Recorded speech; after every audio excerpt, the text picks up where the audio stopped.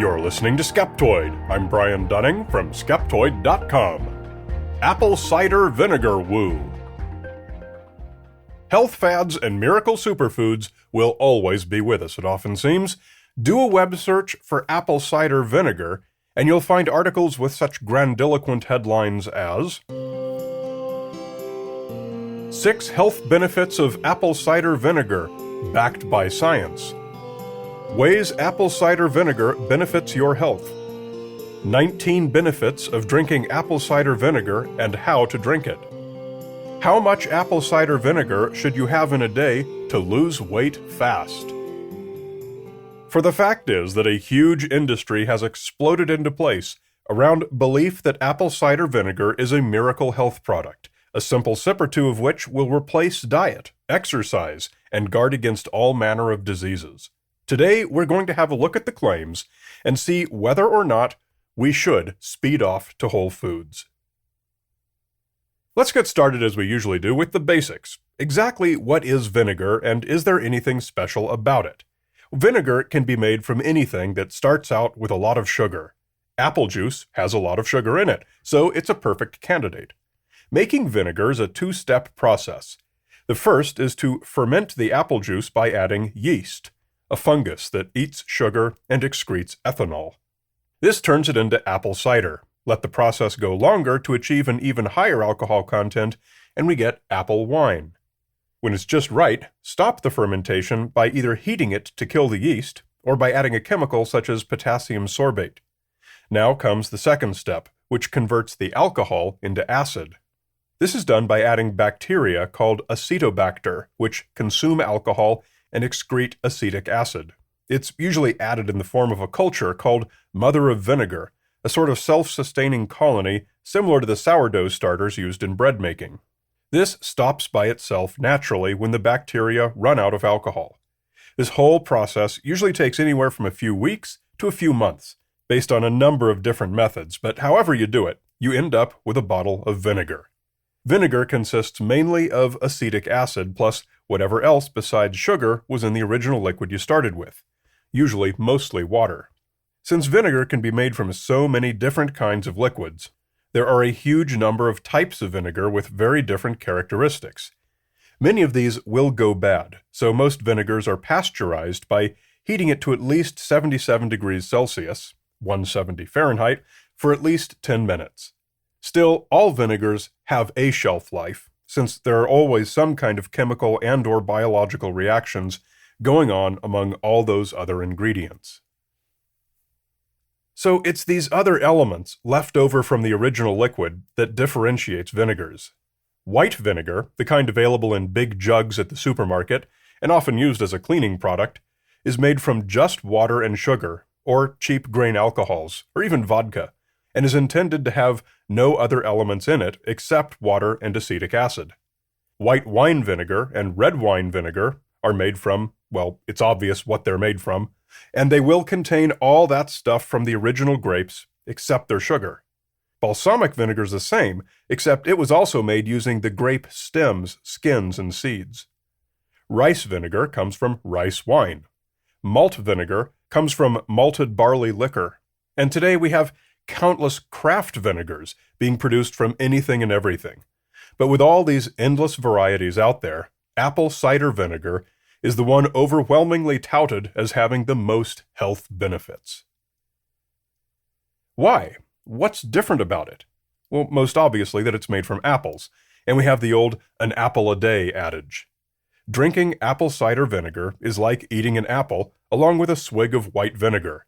Or at least it is ideally, but in reality, especially considering the type of apple cider vinegar sold to cater to the health food market, labeled as raw, organic, or unfiltered, the production methods vary. They may be less filtered, less purified, more or less fermented. These will have more impurities and more biological and chemical reactions, resulting in a less predictable product. It's often these unpredictable, unknown characteristics, often including active bacterial cultures, that are trumpeted as the source of the positive health effects. So in point of fact, the chemical and biological load you're going to ingest does differ to some degree from what you'd get from that apple and white vinegar. This brings us back to that mother of vinegar. A mother will often develop inside a bottle of vinegar, especially in the less purified or filtered varieties. This manifests as a jelly-like glob that can look like some kind of weird alien. It consists mostly of live bacteria and yeast. It's harmless, and you can still drink or use the vinegar in the bottle. While most recommend filtering to remove any particles of the mother, some aficionados recommend mixing it up to make sure you get some of the mother in every sip. This recommendation is often accompanied with the claim that this live probiotic culture is where apple cider vinegar's health benefits come from. So what are those health benefits? Well, let's have a look at some of the most popularly claimed. Does it help diabetics control blood sugar? There actually is some weak evidence from one small clinical trial that consuming a little bit of vinegar each day, like a couple teaspoons or an average sip, can improve blood sugar control in type 2 diabetes patients. It's biochemically plausible. The acetic acid can interfere with absorption of starches, reducing their ability to change blood sugar levels. But there are 3 important provisos. First, this has to do with acetic acid found in all vinegars. There's nothing special about apple cider vinegar. Second, this is of no benefit at all to anyone who doesn't have type 2 diabetes. And third, the effect is very, very small, not comparable to diabetes medications.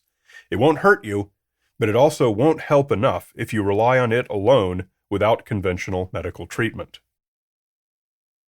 Does it help you lose weight?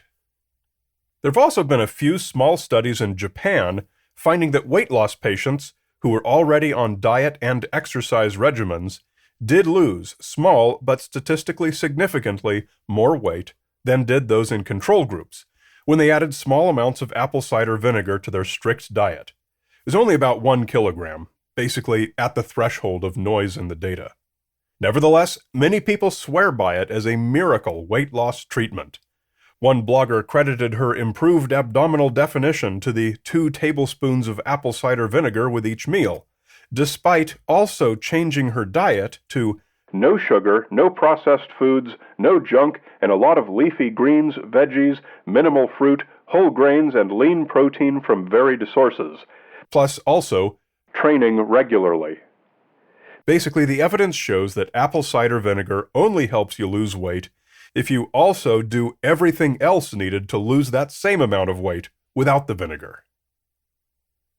But beyond any biochemical mechanism, many people, including the authors of that Japanese study, say that adding apple cider vinegar reduces their appetite, resulting in their eating less food. There's no harm in trying this, and if it does indeed have that effect on you, then you may have a winner. Does it prevent or cure cancer? Be very clear on this point. There is neither evidence nor plausible theory suggesting that apple cider vinegar treats or prevents any cancer diseases. None. Some proponents claim that the polyphenols in vinegar do it, but a huge number of foods have polyphenols, and people still get cancers. Something else that perpetuates the myth is that a popularly trumpeted study from China found that people who drink a lot of rice vinegar, not apple cider vinegar, have lower rates of esophageal cancer. However, this study has never been replicated.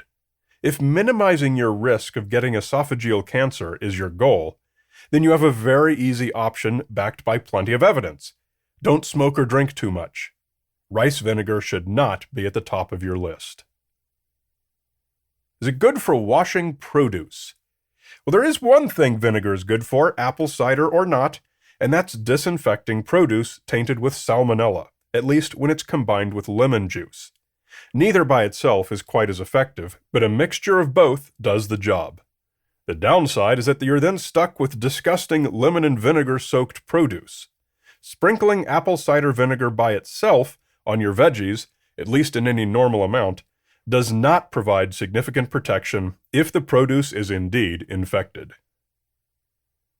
How about as a topical antiseptic? Some believe that apple cider vinegar is an effective antimicrobial wash for the skin. If you have a cut or scrape, or even just a bacterial condition like acne, wipe that apple cider vinegar on it for a miraculous natural healing. Or don't. Vinegar, at least the acetic acid in vinegar, is indeed an antimicrobial, but apple cider vinegar contains other things, lots of organic compounds from the original apple, which, once that acetic acid evaporates, become a lasting petri dish of nutrients for the microbes. And if you pour it into an open cut or other wound, not only will it burn like all sin, it will fill that wound with contaminants and other nutrients. Don't do it, unless you confine yourself to white vinegar. Even then, it's going to be less effective and hurt a whole lot more than an actual medical antimicrobial. Even just an alcohol wipe would be better on both counts. Drinking vinegar in the hope that it'll have a systemic effect inside your body, like killing disease pathogens or whatnot, is poorly informed. When an acidic compound hits your duodenum just after the stomach, it's neutralized by sodium bicarbonate, and its antimicrobial properties vanish. So, is it safe? Drinking apple cider vinegar, or any other vinegar, in modest amounts is generally safe, and there are no serious concerns that people who pull this particular cork need to worry about. Any vinegar, apple cider included, is hard on your tooth enamel, but unless your habit is an extreme one, the effects will probably not be noticeable. For people who suffer from acid reflux, vinegar will probably always trigger it and be uncomfortable. And finally, vinegars are a bit harsh on your kidneys, but like with the tooth enamel thing, you will most likely be just fine unless you go over the top with your vinegar consumption, apple cider or not. The exception here is for people with chronic kidney disease. Check with your doctor, but any vinegar habit is probably one that you're better off skipping. So, to summarize, a small amount of vinegar added to your diet may possibly have minor benefits. The evidence supporting this is weak, but non-zero. But even those claimed benefits are so small that they're hardly worth it. Factor in that the risks are also non-zero, and you can probably safely leave that bottle of mother-muddied apple cider vinegar on the shelf at Whole Foods where it belongs. Whenever you hear a miraculously easy solution to a complicated problem, you should always be skeptical.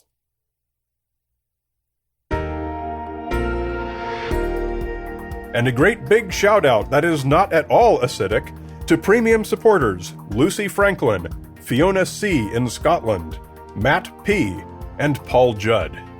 Thanks to you and the other donors like you, this program is available for free to everyone in the world to encourage them to reconsider the pop woo that Gwyneth Paltrow, Dr. Oz, and all the other great wooists of the world are constantly bombarding us all with. If you'd like to join us and become a premium supporter, it's easy to do. Just come to Skeptoid.com and click Go Premium. You're listening to Skeptoid, a listener-supported program. I'm Brian Dunning from Skeptoid.com.